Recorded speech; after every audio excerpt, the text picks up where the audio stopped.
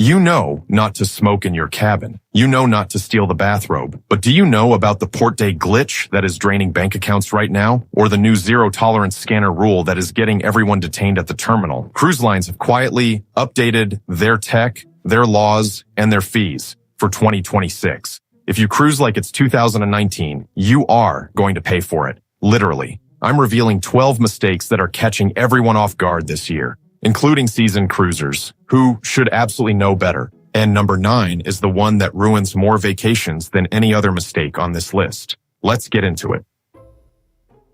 You dock in Nassau, you turn off airplane mode, you think you're connecting to a local carrier, your AT&T day pass kicks in. Everything's fine, except it's not fine, because your phone is still connected to the ship's cellular at sea satellite signal, even when you're standing on the pier, even when you can see the port gates.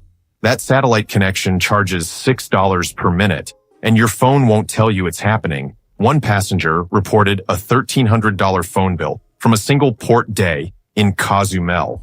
They thought they were on Telcel the whole time. They weren't. The fix is dead simple. Do not turn off airplane mode until you are physically past the port gates, and you can see the local carrier name on your screen, not the ship's name, the local name.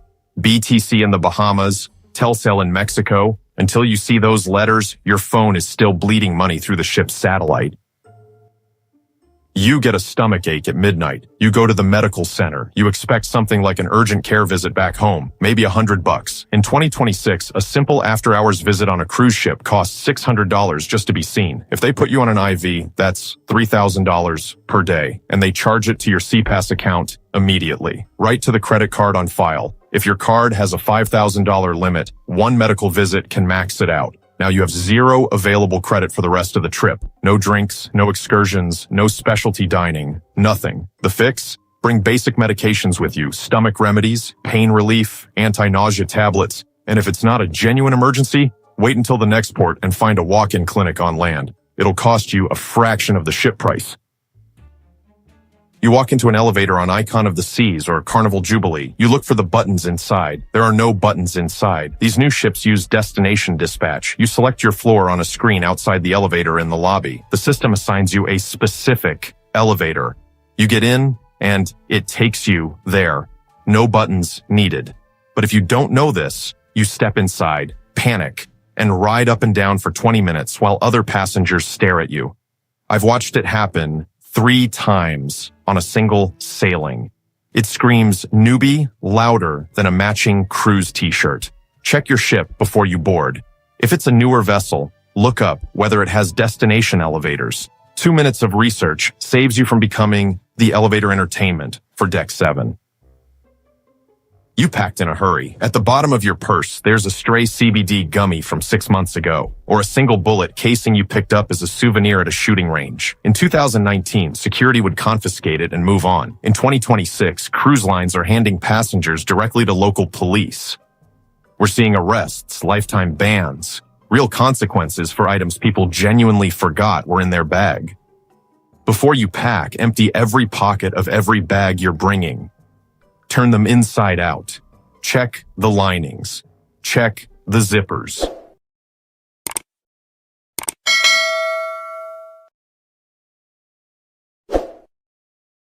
Zippers. Because that scanner doesn't care about your intentions. It only cares about what it finds. You wake up early. You put your towel on a pool chair at 8 a.m. You go to breakfast. You come back 90 minutes later and your stuff is gone. In 2026, Carnival and Royal Caribbean are testing time tagging. A crew member places a sticker on your empty chair with a time. If you're not back in 30 minutes, they remove your belongings and leave a note. Don't be the person arguing with the pool attendant about a towel. Either sit in the chair or lose the chair. The hoarding era is over. You're wearing your Ray-Ban Metas. You walk into the kids club to pick up your child. Security stops you. Because those glasses can record video without anyone knowing, cruise lines are now banning them in sensitive areas. Kids clubs, public restrooms, spa areas. You could get flagged simply for wearing your prescription glasses if they have a visible camera lens. If you own smart glasses, leave them in the cabin when you're heading to these areas. It's not worth the confrontation. Norwegian marketed themselves as freestyle cruising. Wear what you want. No rules. Casual paradise. In 2026, that's changed. NCL and several other lines are now actively turning passengers away from specialty dining rooms for wearing flip-flops or tank tops, even though the rest of the ship is completely casual. Pack one pair of closed-toe shoes and one collared shirt. That's all you need. Otherwise, you'll be standing outside the steakhouse you already paid for, watching other people eat your reservation.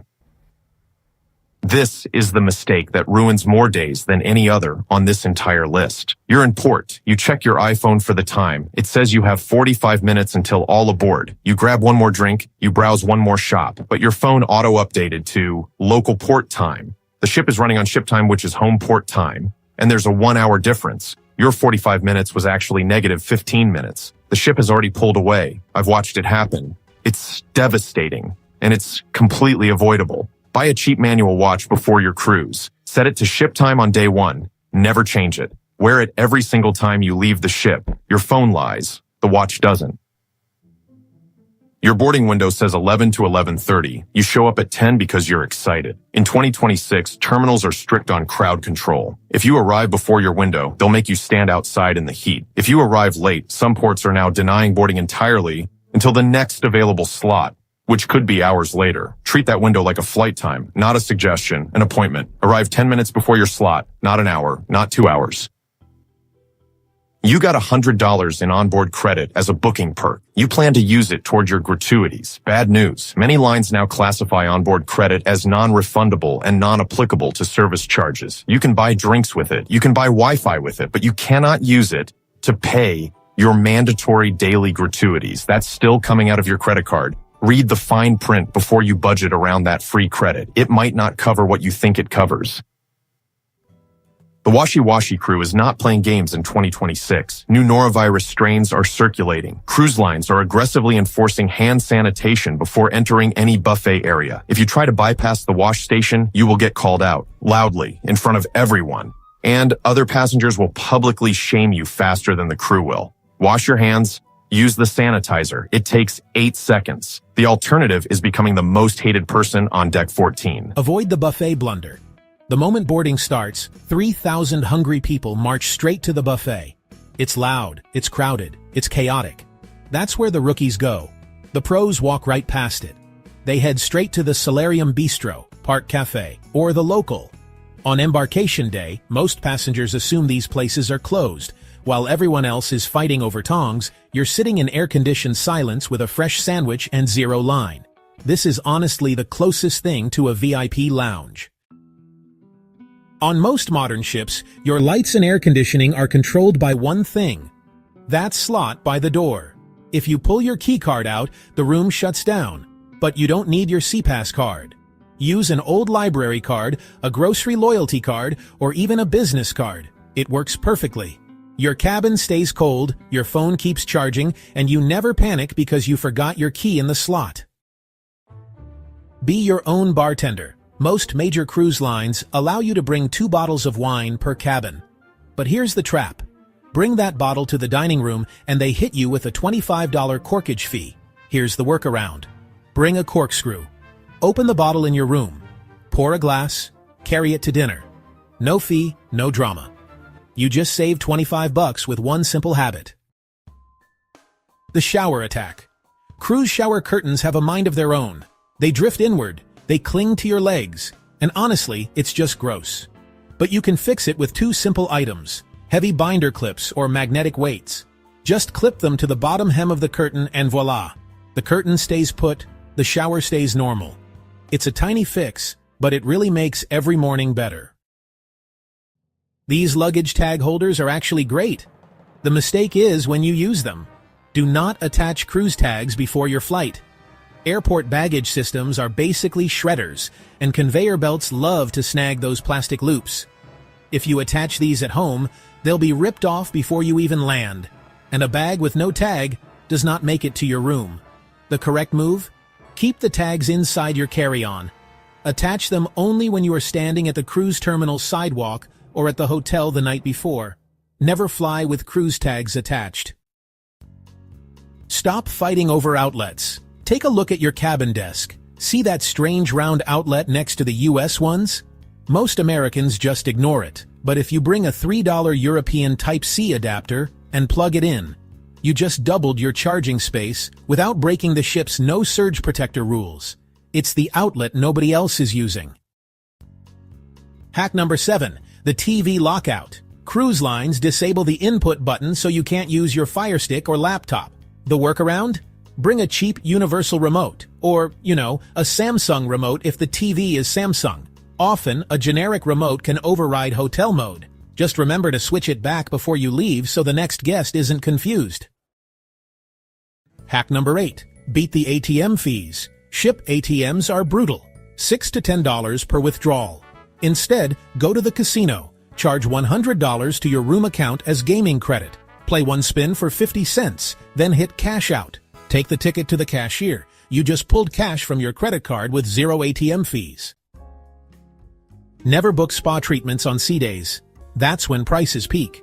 Book on port days instead. While everyone else is ashore, the spa runs quiet.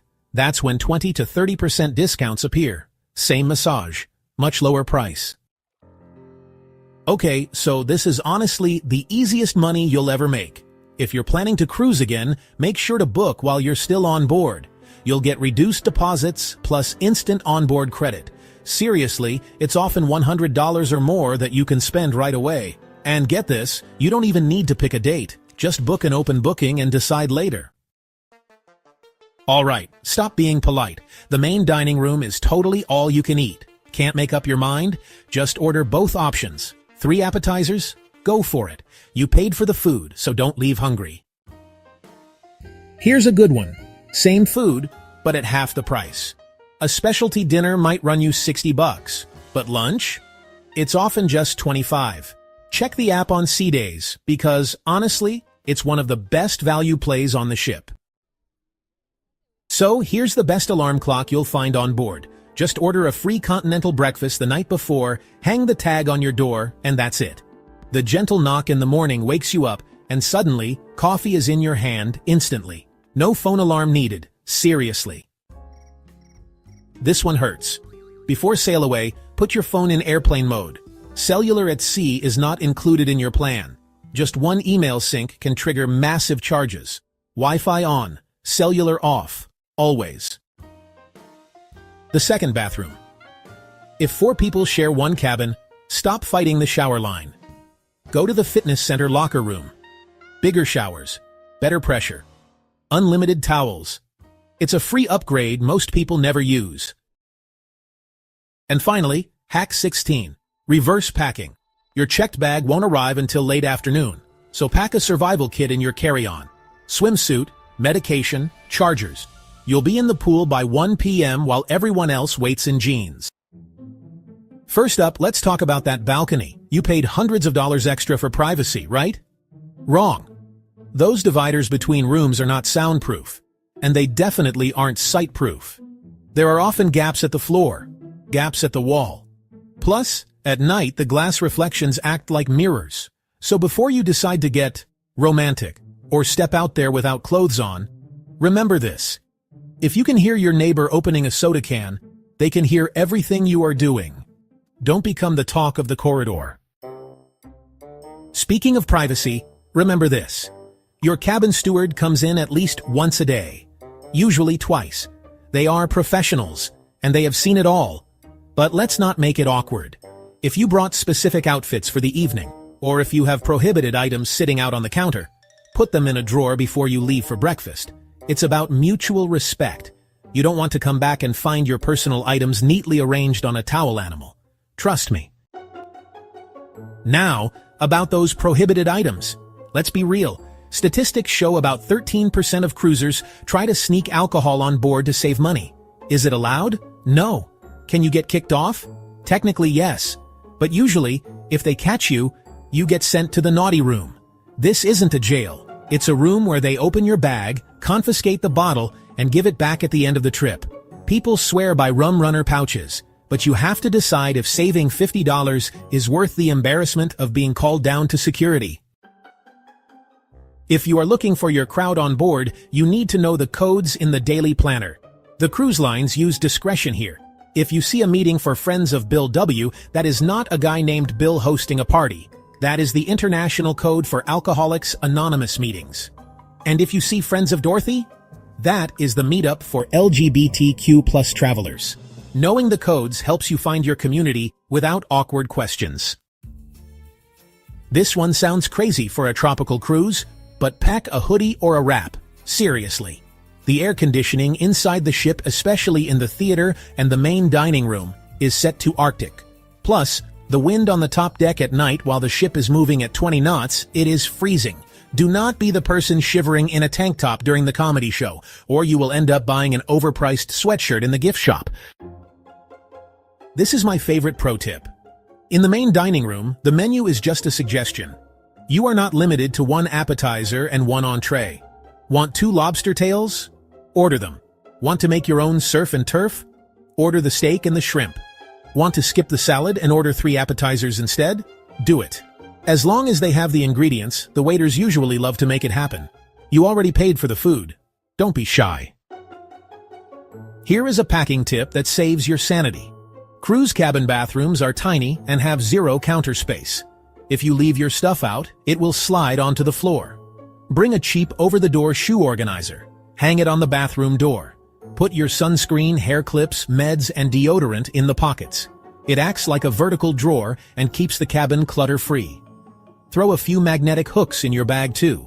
The walls are metal, and you'll need them for hats and lanyards.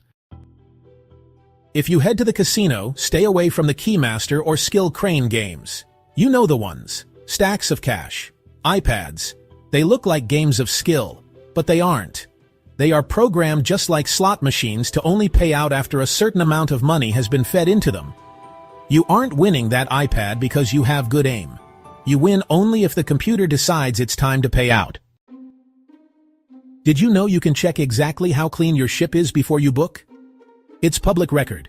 The CDC publishes sanitation scores and reports on norovirus outbreaks for every ship. And if you're worried about safety, the Department of Transportation publishes crime stats, suspicious deaths, assaults, everything. Most people book blindly.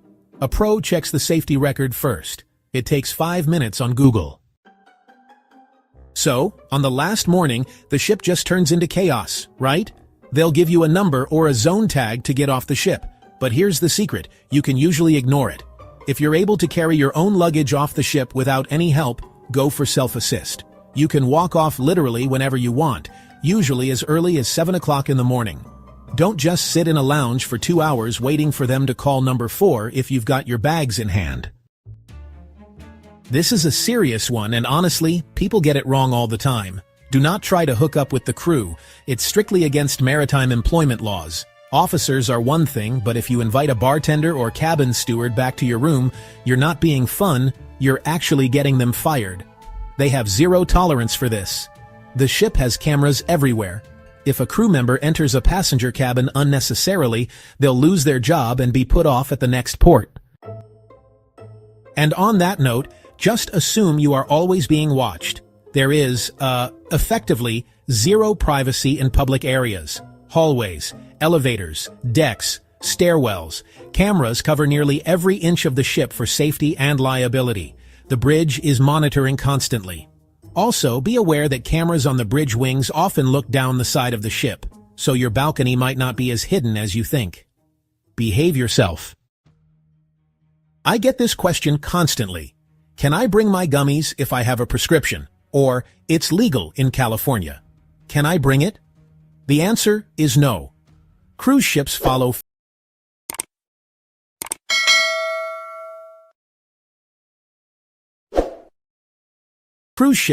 federal and international maritime law. It does not matter if it's legal in the state you leave from. Drug dogs are often at the port terminal. If you get caught, you are staying on the dock and losing your vacation money. Leave it at home.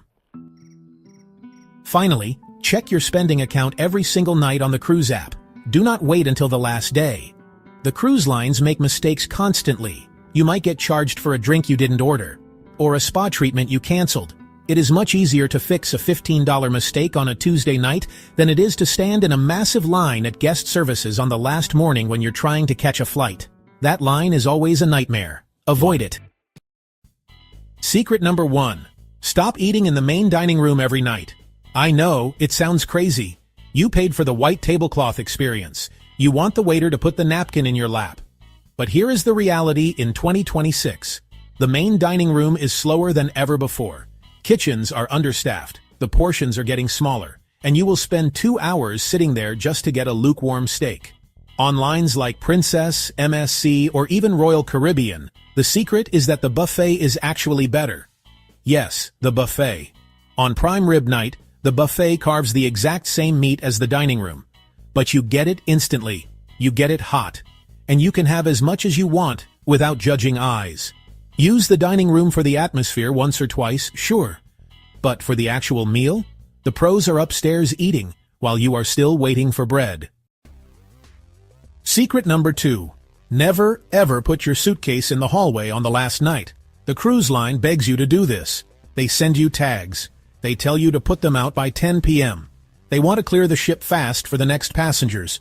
But here is the horror story I see every single week in the forums. You pack your bags, you put them in the hallway, you go to sleep, and the next morning you realize you made a terrible mistake. You packed your only pair of long pants, or your car keys, or your blood pressure medication, and now that bag is gone. It is buried under 4,000 other bags in the cruise terminal warehouse. You cannot get it back until you leave the ship. I have seen grown men walking off the ship in their pajamas in 40-degree weather. Don't be that guy. Do self-assist debarkation. Keep your bags in your room. Walk them off yourself the next morning.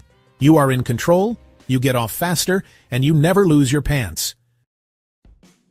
Secret number 3 is a physics lesson that sends people to the infirmary. If you book a balcony cabin, never open your balcony door and your hallway door at the same time.